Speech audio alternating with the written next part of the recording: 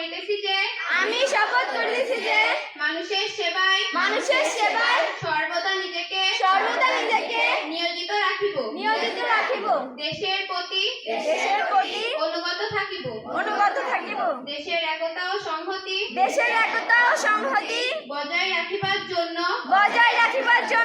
সর্বদা সচেষ্ট থাকিব। অন্যায় ও দুর্নীতি করিব না এবং অন্যায় ও দুর্নীতিকে প্রশ্রয় দিব না।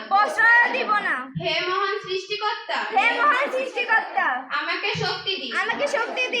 আমি যেন বাংলাদেশের সেবা করিতে পারি এবং বাংলাদেশকে একটি আদর্শ